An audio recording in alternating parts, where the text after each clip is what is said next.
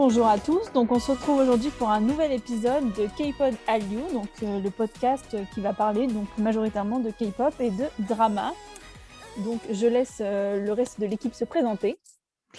Alors, moi, c'est Pascal, et ce coup-ci, je vais parler d'un vieux drama, voilà, et je vous laisse la surprise. Coucou, moi c'est Célia et cette fois-ci je vais vous parler de la manière dont les idoles fêtent le nouvel an lunaire. Et donc moi c'est Lucille et aujourd'hui je vais vous parler d'un groupe au parcours atypique. Donc si je vous dis Produce 101 et un groupe qui est un peu renaît de ses cendres tel un phénix, est-ce que vous savez de qui je vais parler? New East, évidemment. Évidemment. Donc, je vais aborder donc, le cas New East et les stratégies ultra controversées de leur agence à l'époque. Donc, un peu plus quand la deuxième génération de K-pop a commencé à déphaser pour mener à la troisième génération. Donc, l'aventure commence en 2012 avec un titre super catchy qui s'appelle Face. Donc, je vous passe un petit extrait.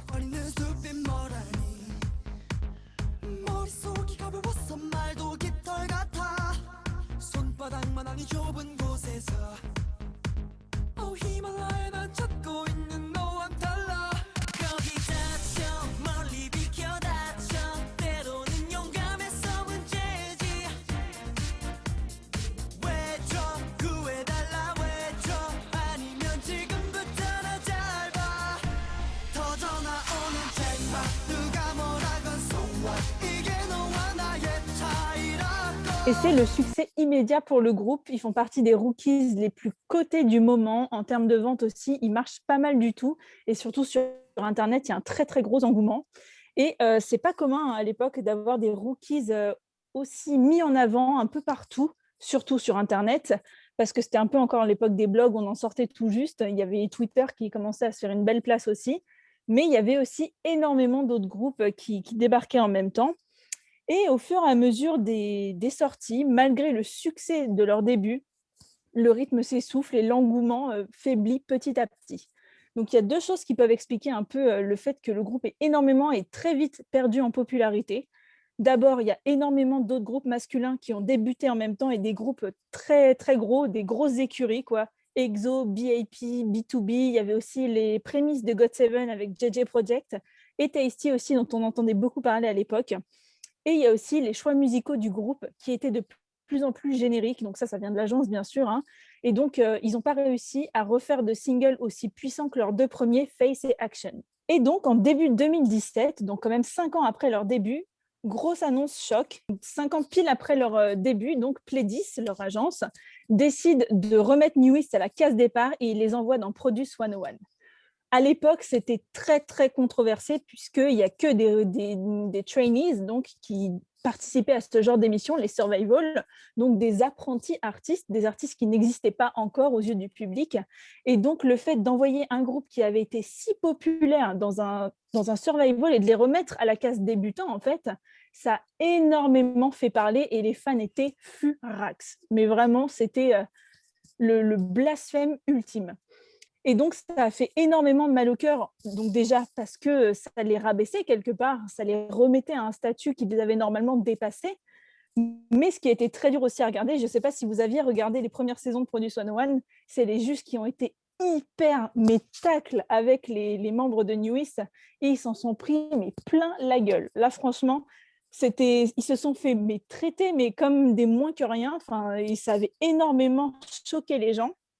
Mais finalement, cette stratégie qui est très controversée au départ, ça s'est imposé presque comme un modèle puisque pendant la diffusion de l'émission, les anciens albums de New East, ceux qui n'avaient pas si bien fonctionné, sont tous remontés dans les charts sans avoir fait de nouvelles promos ou de nouvelles sorties. Il y a vraiment juste eu la participation des mecs à Produce 101.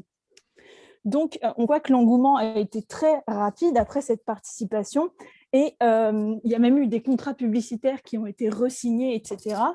Et même si ça a été très dur, on voit que les agences ont suivi les autres. Il n'y a pas eu que Pledis qui en a fait un peu son arme de guerre. Et aujourd'hui, c'est monnaie courante de voir des artistes qui ont déjà débuté. Il y a eu Uptension, il y a eu un nombre incalculable de groupes, féminins comme masculins, qui sont repartis dans des survival pour relancer leur carrière, mais à l'époque, ça ne se faisait pas du tout. Et donc, le groupe revient sur le devant de la scène après avoir fait une espèce de montagne russe très populaire, plus du tout populaire, reparti comme ça en 2017 dans les charts. Mais ils ont un problème, c'est qu'un des 5 membres du groupe a gagné l'émission. Donc, ils ne pouvaient plus compter sur lui pour pouvoir refaire des ventes après. Donc, Mignonne débute dans One à One à l'époque. Et les 4 autres, donc, se retrouvent un peu tous les 4 comme ça à ne pas pouvoir refaire d'album à 5. Et l'agence décide donc de faire débuter une sous-unité le temps que Mignonne finisse ses activités dans One à One, une sous-unité qui s'appelle New East W et qui nous a servi des super gros hits comme Where You At. Je vous passe un petit extrait.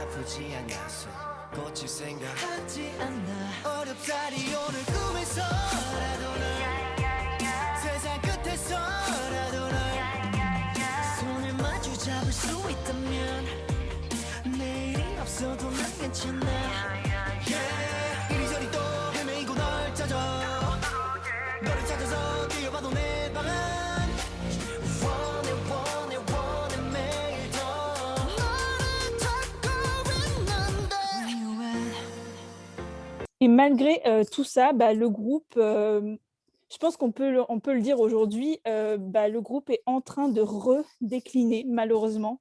Je ne sais pas si vous avez écouté un peu leur dernier comeback ou suivi. Non, pas du tout. Et en plus, je trouve que les membres, le problème, c'est qu'ils n'ont pas été suffisamment mis en avant. Enfin, par exemple, on a eu Mignonne, que les gens ont connu grâce à One à One, mais au-delà de ça, on parle de Aaron, enfin, c'est Aaron, je ne sais plus son nom. C'est Aaron, ouais.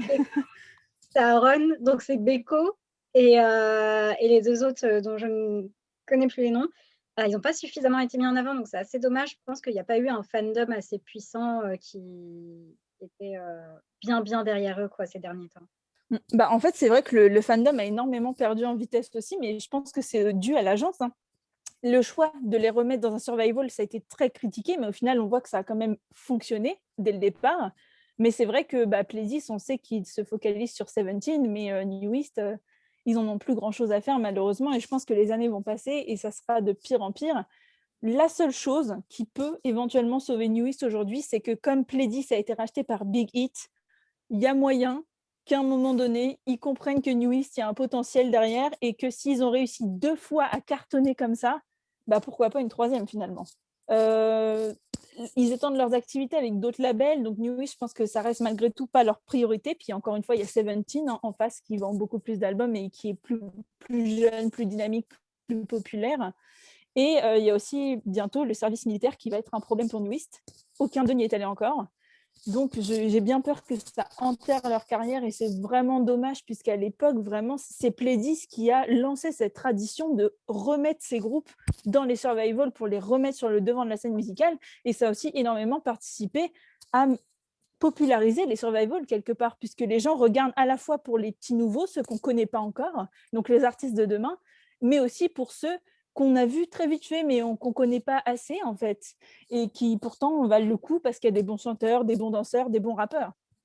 Donc, ils ont vraiment ils ont été très innovants et ils se sont laissés rattraper et je pense qu'ils se sont aussi fait un peu dépasser par cette popularité, cette repopularité soudaine de New East et ils n'ont pas été capables de gérer une si grosse popularité à l'époque. Mais c'est dommage parce que je me dis que si, par exemple, sous Big Hit, avec l'appui de Big Hit plutôt, Pledis avait une nouvelle chance, une 3e, d'avoir un gros hit comme ça de New East.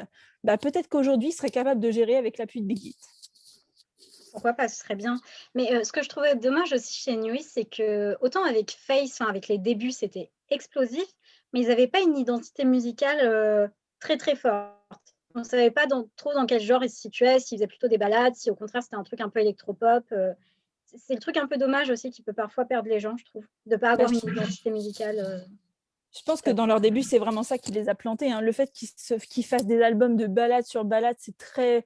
Ils n'avaient aucune identité, comme tu l'as dit, et je pense que du coup, ça les a complètement... Ils se sont perdus, en fait, et Pledis a été incapable de donner une image forte à New East. Et pourtant, les débuts, c'était quand même énorme en termes de vente. Moi, je me souviens, à l'époque, j'avais été acheter le jour de la sortie l'album chez Musica. Ça remonte, mais c'était vraiment un phénomène sur Internet. Tout le monde parlait de New East, quoi. C'était vraiment le groupe de rookies à pas rater, quoi. C'est clair, Face, c'était une dinguerie. Le refrain était top. Et est-ce que vous saviez plutôt, qu'il y avait eu à un moment donné un autre membre plus ou moins qui avait intégré Newist? Qui faisait pas partie des 5 principaux du coup? Attends, ils étaient 5 Ouais, au oui, départ? c'est ça, ils sont 5 Newist. Mais il y a un 6e qui a plus ou moins intégré l'aventure. Je vous explique après de quoi il s'agit. En fait, alors c'était pas si longtemps après leur début, ils ont fait débuter une sous-unité chinoise, donc à destination 100% du marché chinois, qui s'appelait Newist M. Ça doit vous rappeler quelque chose. Et il y a du coup un membre exclusif à cette sous-unité qui s'appelait Jason et qui était un trainee de chez Yuehua Entertainment, donc c'est l'agence actuelle des Everglow.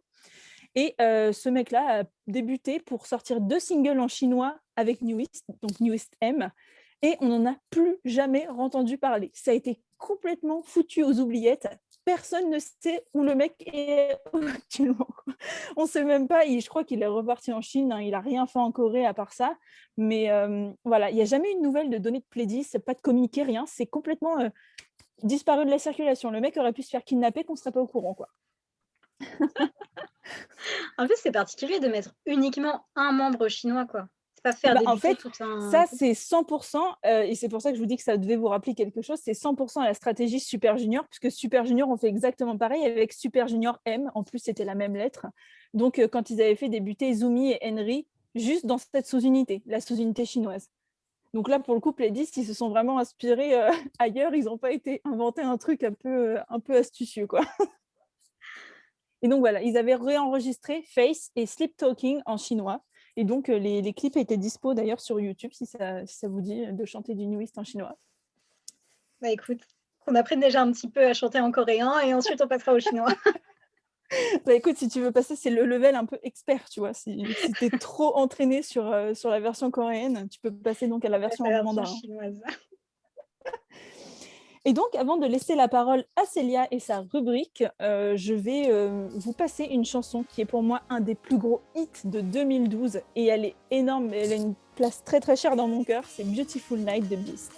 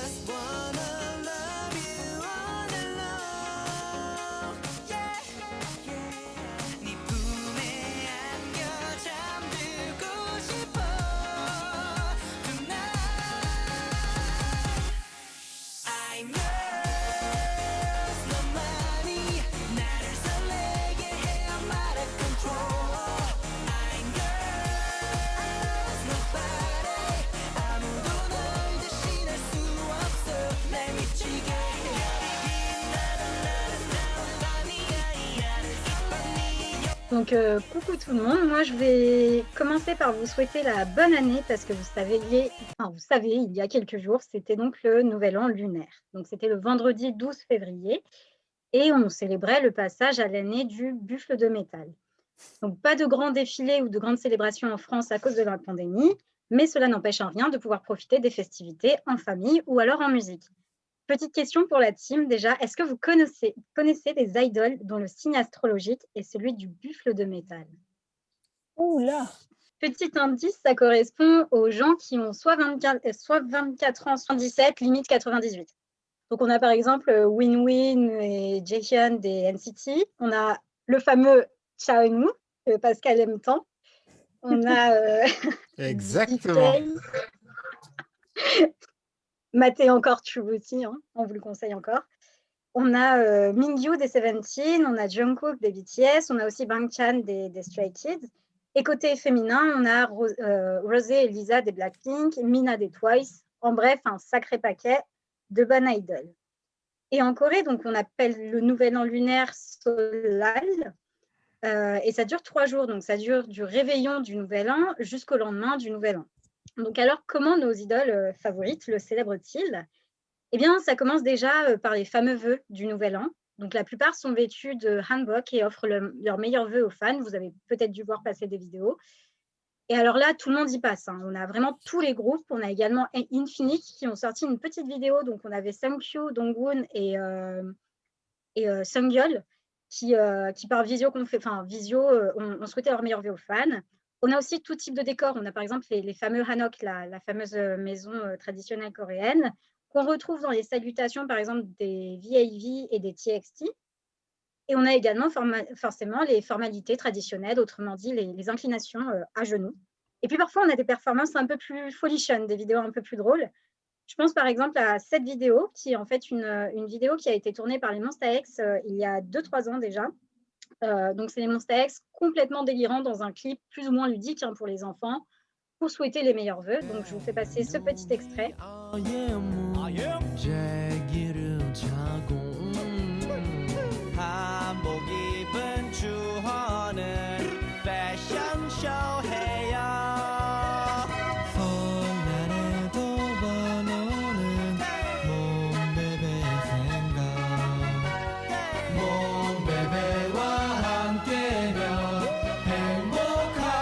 Ensuite, on a évidemment... C'est spécial, hein?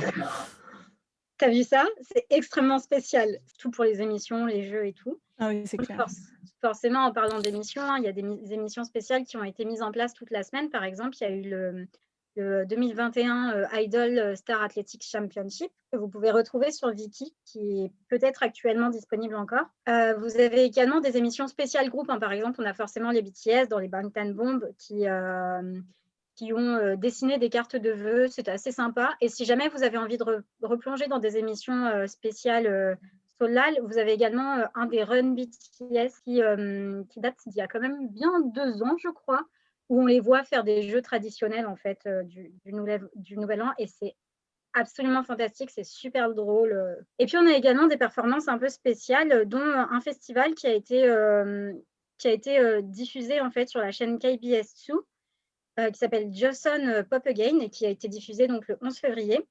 Et qui a réuni tous genres musicaux, en particulier les genres traditionnels, forcément, comme le pansori. Et si vous êtes intéressé par les genres musicaux traditionnels, je vous renvoie vers l'épisode 4 de notre podcast, où on vous proposait 2 rubriques sur les genres traditionnels en Corée, donc réécoutez si ça vous intéresse. Et donc, on a par exemple une performance des TXT qui a été super félicité sur sur leur album, sur une des chansons qui s'appelle Blue Hour, il me semble. Je ne connais pas très bien la chanson, mais voilà, ils ont remixé la performance et accompagné d'instrumentistes traditionnels. Et puis on a eu également, alors vous connaissez peut-être forcément ça, parce que ça a eu un succès énorme, une performance des désormais très connus Linalchi et Ambiguous Dance Company. Et en fait, c'est un groupe de musique traditionnelle et un groupe de danse un peu burlesque, c'est assez drôle, qui ont collaboré avec l'organisme du tourisme national coréen pour la publicité Feel the Rhythm Korea Séoul. et ça a accumulé 45 millions de vues. En fait, on les voit donc danser à Séoul et c'est super drôle sur une chanson qui est totalement traditionnelle et c'est génial pour promouvoir un peu la ville de Séoul. Donc 45 millions de vues, forcément, ils se devaient d'être invités pour le Nouvel An sur ce festival.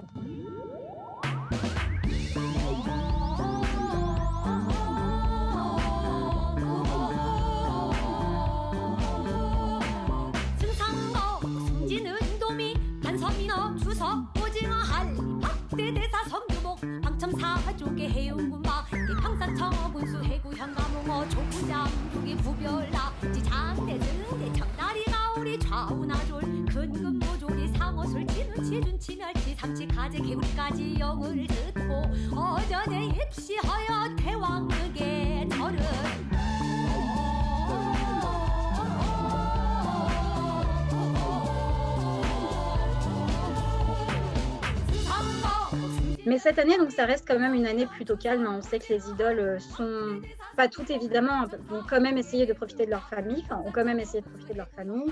Même si on le voit ces derniers temps, le nombre de comebacks en perspective nous laisse penser le contraire. On a plutôt l'impression qu'ils sont très très occupés et qu'ils n'ont pas le temps pour les festivités familiales. Et donc pour terminer, avant de laisser la parole à Pascal, je vous laisse avec la performance des TXT que j'ai présentée un peu plus tôt sur Blue Hour avec les instruments traditionnels et je vous laisse savourer tout ça.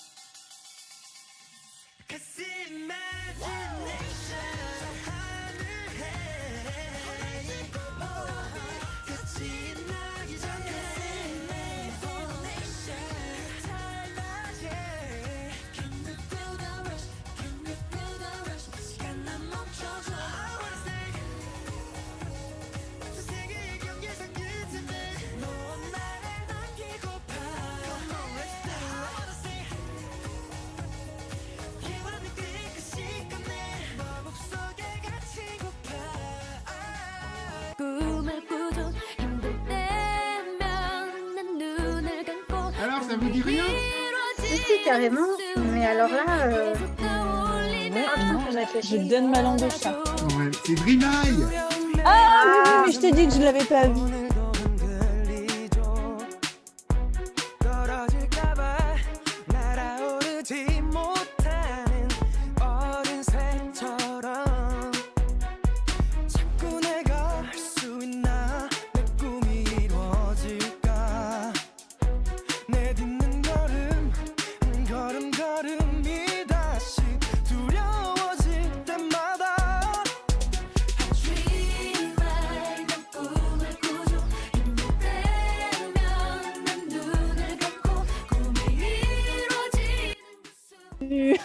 T'as pas vu Dream High?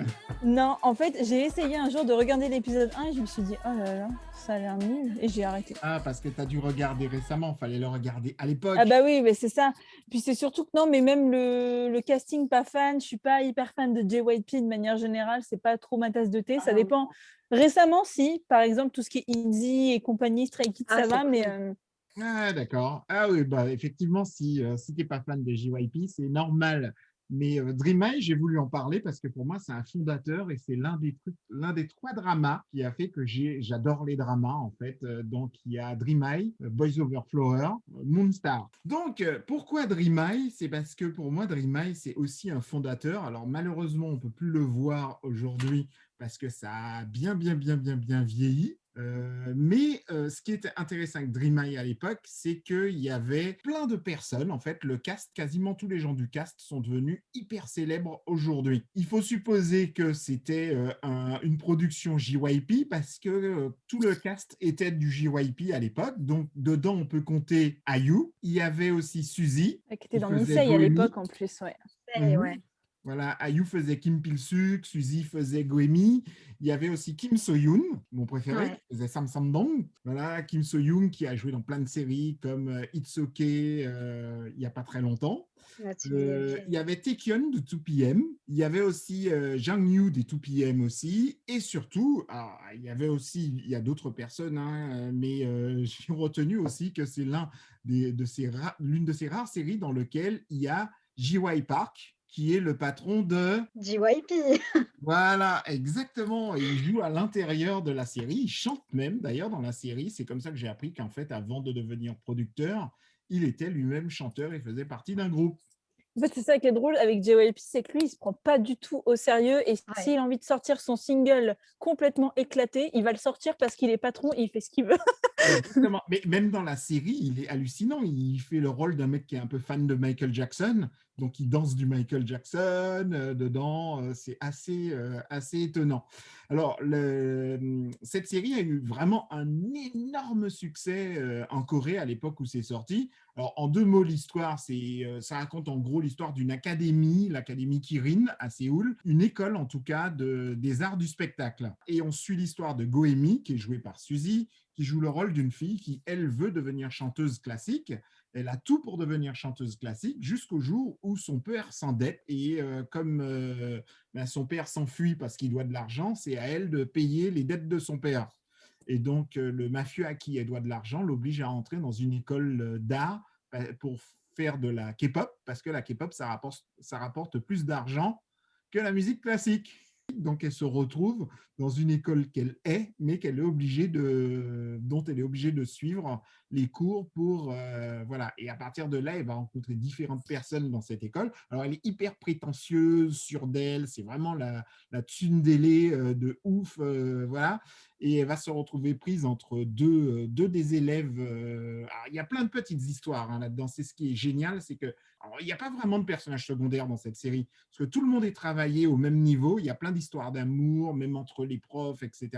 Et donc, c'est assez intéressant. Il y a beaucoup d'intrigues.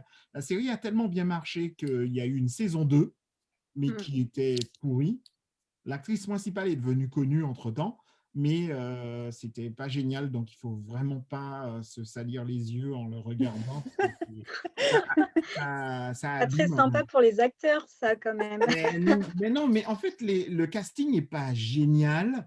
Le scénario est moins bien. En plus, ils ont essayé de faire un truc, c'est genre, l'école est tombée en désuétude et on est obligé de faire appel à une nouvelle génération. Alors, il y a certains des acteurs de la première série, même s'ils sont devenus connus entre-temps, qui reviennent pour aider l'école, mais ça prend pas. Ouais, Voilà. c'était un peu une stratégie à l'américaine, quoi. Refaire une saison 2 juste parce que la une a marché, quoi. Oui, mais c'était une bonne idée en soi, parce que le concept faisait qu'on pouvait faire une saison 2, 3, 4, etc. Mais dès qu'on se loupe à la seconde saison, alors que les attentes sont très fortes, on ne peut pas s'en remettre. Alors, il y a une particularité aussi dans cette série qui m'a beaucoup plu, c'est qu'à l'époque, l'un des personnages donc, devient hyper célèbre dans le monde entier, il cartonne, et il participe à pas les MTV Music Awards, l'autre grande compétition de la musique dont les BTS Les Grammy. Grammy. voilà. Et ce qui est marrant, c'est qu'il est le premier, et dedans, ils te disent, oui, c'est le premier groupe coréen à participer. Et à l'époque, c'était inimaginable que des Coréens participent au Grammy. Ah Et bah oui, c'est marrant c'était complètement une blague. voilà, mais ce qui est génial, Ouais. c'est que c'était presque prémonitoire d'avoir annoncé un truc pareil, quoi.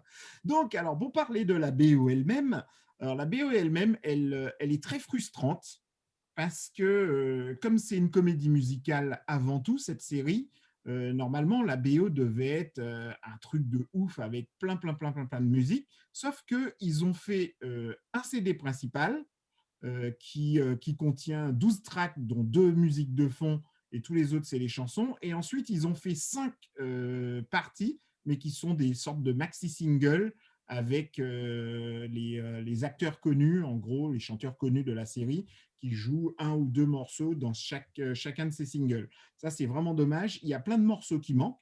Il y a Somebody par IU.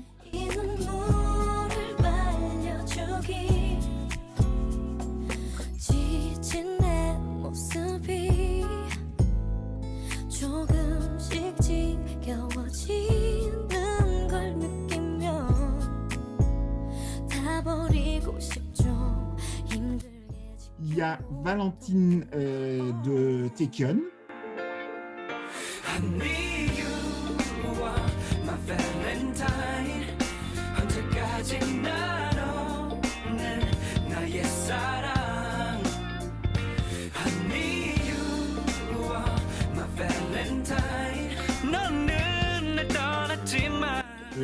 Il y a Yves de J-Park.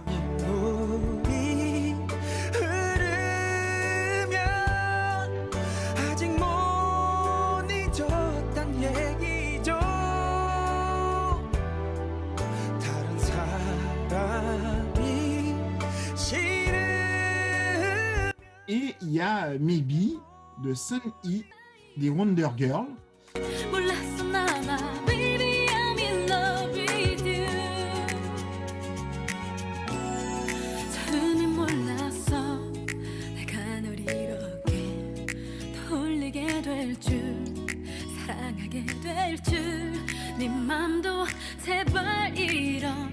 Il y a aussi bien sûr Suzy qui chante Winter Child.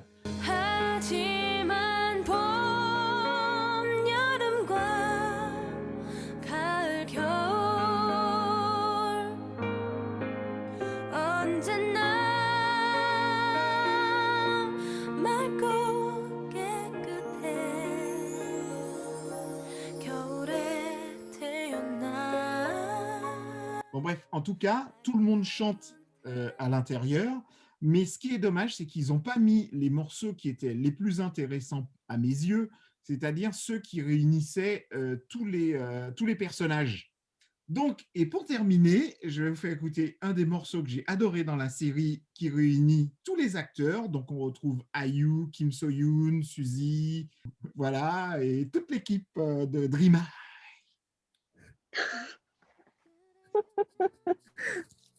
C'est une reprise, je vous fais écouter, vous me dites si ça vous rappelle quelque chose. 정도 다 주고 싶어 그대 소원을 이뤄주고 싶은 행운의 여신 소원을 말해봐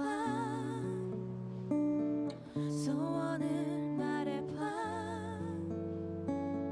소원을 말해봐 소원을 말해봐 That's right. Come on. 소원을 말해봐 네 맘속에 있는 작은 꿈을 말해봐 네 머리에 있는 이상형을 그려봐 그리고 나를 봐 난 너의 진이야 꿈이야 진이야 드림카를 타고 달려봐 넌 내 옆자리에 앉아 그저 내 이끌림 속에 모두 던져 가슴 벅차 터져버려도 바람결에 날려버려도 지금 이 순간 C'est Jenny, des Girls' Generation, forcément. Exactement. En fait, j'ai triché hein, parce que j'avais pas trouvé ce que c'était et en fait, j'ai fait une coupure d'émission et comme ça, j'ai pu retrouver, grâce à Célia et à Lucie, le nom du morceau. Et donc, du coup, ils reprenaient ce morceau que j'avais trouvé démentiel à l'époque, mais j'ignorais totalement que c'était du Girl Generation. Donc, eh ben, je vais vous quitter dessus. Je vous remercie. Alors, un mot de la fin, les filles? Non, Lucie? Vas-y, Lucille. Eh ben, la fin de mot de la fin. Bon, eh ben, on se retrouve la semaine prochaine. Voilà, j'espère que le reste de l'équipe sera avec nous. 소원을 말해봐 Girls' Generation. Hey.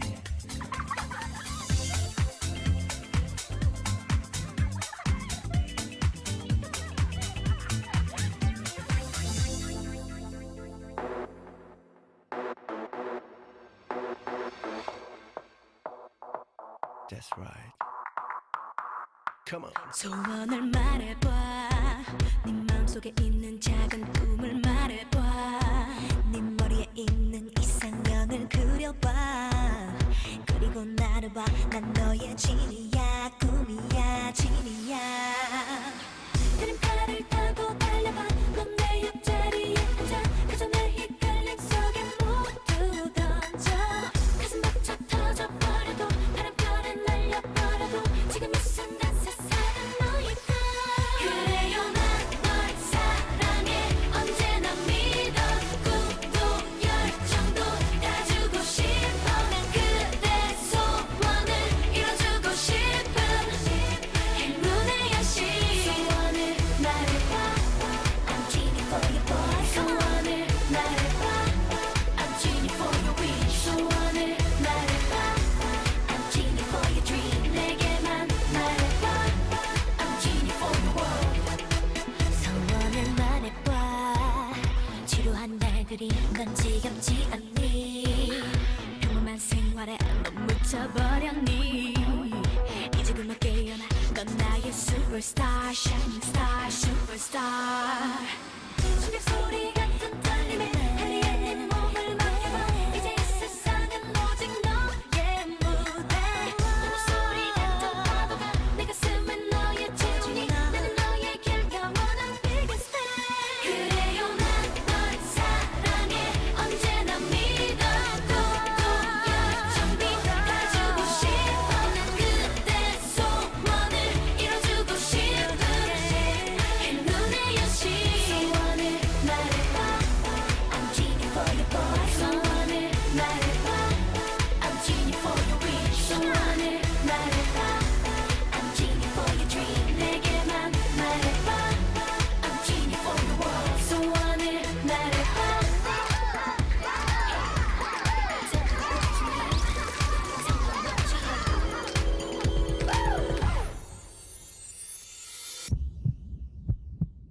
DJ put it back on 그래요 난 널 사랑해 언제나 믿어 꿈도 열정도 다 주고 싶어 난 그대 소원을 이뤄주고 싶은 행운의 여신 소원을 말해요 난 그대를 사랑해 넌 나의 뮤직 난 진이를 사랑해 넌 나의 힘 네가 가는 소울 속에 마셔